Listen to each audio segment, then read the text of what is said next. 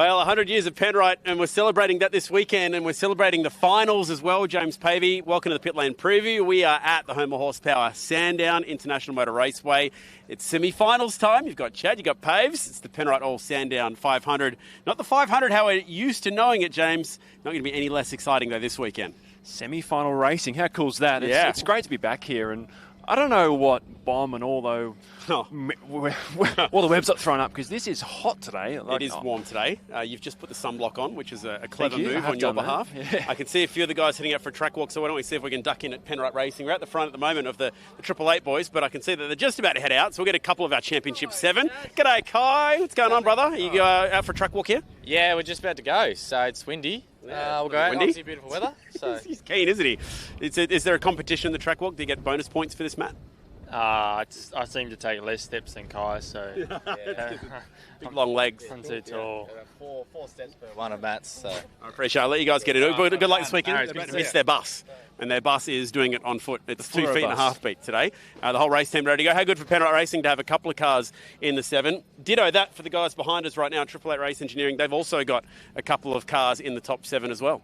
Yeah, it's a huge weekend for a lot of teams. 3 teams have 2 cars. You've got these guys at Red Bull Empire Racing.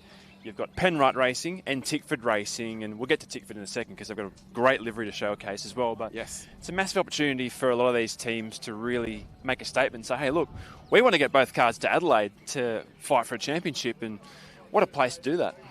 So, ask if you can chime in the comment section of this one. Give me the team, if there's going to be one team that gets both into Adelaide, which team is going to get both of their drivers through? Is it the boys behind us? Are they the most likely? Sandown form certainly would suggest that they're pretty quick here. Definitely, I think. And Will Brown has been super confident. He's a winner here last year. The last 2 poles he won here. So you've got to say Triple Eight have got the best chance, but they've also got a driver looking out. So, but Kai Allen, man, I mean... Something special about that guy this year, isn't there? He's brash, he's confident, he's bold, and he's just... His trajectory this season is going like that. If we had a normal point system, he'd still be 7th. So he's in the right place. He's in a really quick car, and this is a great track for this team. And, you know, Matt Payne's a brilliant driver as well. So, I mean, Triple Eight, great form. They are in good form. Let's go and grab a quick word off Will, who's chilling out. He's got the high vis on. He's about to do his walk. He's back from China. Hello, mate. How was your little trip overseas? Yeah, had a good time. It was cool to go over there. I got to check out China. I haven't been there before. Got back in a TCR car in the World TCR, so had a great time there. Yeah, good to just reset after Gold Coast and get ready for this weekend. Speaking of this weekend, this weather's pretty good today, but the forecast is a little bit of rain. Does that excite you or make you nervous? Yeah, I'm not sure, to be honest. It looks like looks a little bit like this weather till maybe Sunday, and then maybe a bit of rain Sunday. But either way, everyone's in the same boat. After Bathurst, I'd probably say I don't like the rain because it wasn't very kind to me, or I wasn't very kind to my car. But we'll wait and see what happens. Everyone's in the same boat. We've all got the same conditions out there, so try and make the most of it.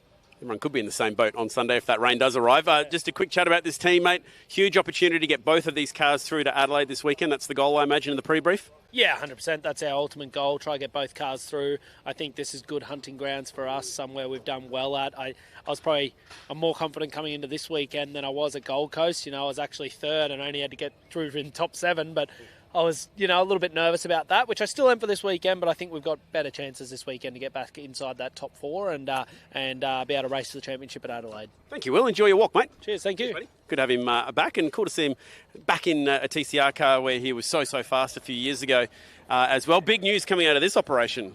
Wow, earlier today, involving Brock Feeney and his co-driver for next year. Yes, welcome to Triple Eight, Nick Percat. So that's a massive story, but big coup. The other side to that story is what Jamie Winkup's doing next year, and I don't think he's getting in one of these cars. So that's a big story, and I think the stat was it's the first time since 2004, no Lowndes, no Winkup in the car. Brock Feeney was 2 years old, so it's a massive change for that team. But Winkup's all behind this. He is the guy that's always been saying for years, I think it was a press conference in maybe Darwin, and he said, look, I will do this for as long as someone presents themselves as a better opportunity. Nick Percat retires, Adelaide winner, Bathurst winner, on the market. True to his word. And Winkup was like, look, that's a great opportunity, and if I'm the guy that misses out, it's my decision. Yeah, fair enough. All right, we're down here at Tickford. We haven't really talked enough about their prospects here this weekend. Thomas Randall just got himself through from the 10 to the 7 to be a part of it. Cam was fairly comfortably through to the 7 to be part of this operation. But this is a pretty happy track for these guys as well. We certainly know what Cam's capable of in the wet weather as well. Yeah, guy behind us there, he is Cam Waters talking to one Roland Dane. 2017 Sandown 500, that was Cam's first Supercars race win, and it was a hell of a race to win as well. And I like Thomas Randall's chances this weekend. Same as Kai Allen. I mean, if you raced out of the drop zone at a place like the Gold Coast, there's no reason why you can't come to a place like this where you can make mad overtaking opportunities work down there to get yourself out. But he's got nothing to lose, Thomas Randall, same as Kai Allen. Cam does. He's on the bubble in 4th. So I still don't know how it's really going to play out, because a lot of us are talking about double stack and how that's going to work. Yeah. If there's a safety car and you have to stack behind your teammate, qualifying is so important, Chad, and track position's everything. So that's why I think these guys are looking pretty good. Yeah, it would certainly help to be the Lone Ranger in that respect, wouldn't it? If you are starting alongside these guys. For Chaz Mostert, unfortunately for Ryan Wood, couldn't get through despite having so much speed at the Gold Coast. Deserved to get through, absolutely deserved to get through, did Ryan Wood, and did an amazing job driving on the Sunday through that cool suit failure as well. Completely cooked himself to just try everything that he could. As it would happen, Chaz is the only one to get through, and really he is the man in form. I mean, when he gets into that Chaz Mostert frame of mind, no one in this sport can beat that guy, and that's certainly what we saw at the Gold Coast. Similar to how we've seen in years gone by previously, Sydney Motorsport Park comes to mind. That Chaz Mostert performance in the Gold Coast was special. What I liked about Chaz's performance on the Gold Coast is he won 2 different ways. He took the lead on Saturday and sprinted away on Sunday. They won the race in the pits, but he still had to hang on at the end. I still love what Brock Feeney did towards the end of that race. Turn 11, down the inside, and Chaz's block was quite aggressive. And Mark Winterbottom spoke recently about how Brock was calculated about that. You can't just wipe someone out and ruin their race, but at the same time, Brock's like, I'm here to win as well. So it's a big statement of intent by Brock, but for Chaz to get that speed at this time of the season, big. Absolutely big. So is Chaz Mostert now, ranked number 2 in this playoff system?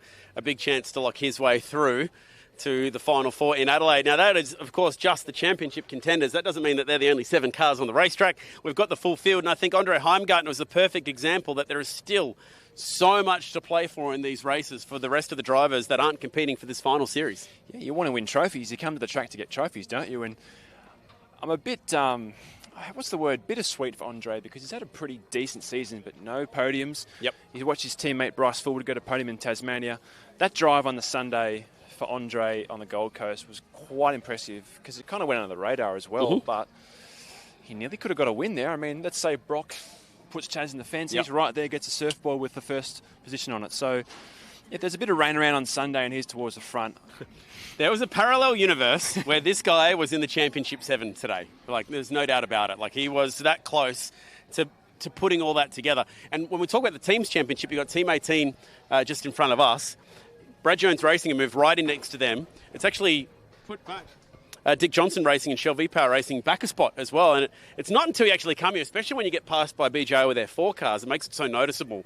So Teams Championship here this weekend, James, is going to be something that we really do talk about a lot, because it's quite a big mid-pack battle. Erebus have obviously been getting closer and closer. They got a load of points out of the Enduros. But certainly that battle between Matt Stone Racing, they've had some changes there in the engineering department. We know there's big changes coming with Will Davison and that team for next year. There's a big talking point between this mid-pack as to where this is all going to wash out after Adelaide. Yeah, the live pit lane is a great concept in my opinion, because there is a lot to gain and a lot to lose for teams. You know, you're chasing results all the time. You come to the track, like I said, to win. But for these guys to be in this position now, they'd much prefer to be down that end, and you expect that as well. But that means that's where you're starting next year as well. Yeah. So let's say round 1 in Sydney next year. These guys are 7th with the new driver in Ryland Gray. That puts them under a bit of pressure with pit priority as well. So quite interesting, but I do like the concept, and it is tight as well. There are 600 points still to win. Game on. Absolutely. Well, there you go. There's a little bit of a look as the teams are still very much setting up here. It's setup day, Thursday. Penrite Oil Sandown 500. We've got a couple of big races, 250k Saturday, 250k Sunday. It's all about locking yourself into that Championship 4 to potentially get through to Adelaide. It's going to be a lot of fun this weekend. Flick it on. We're on Fox Sports all weekend long here from beautiful Sandown.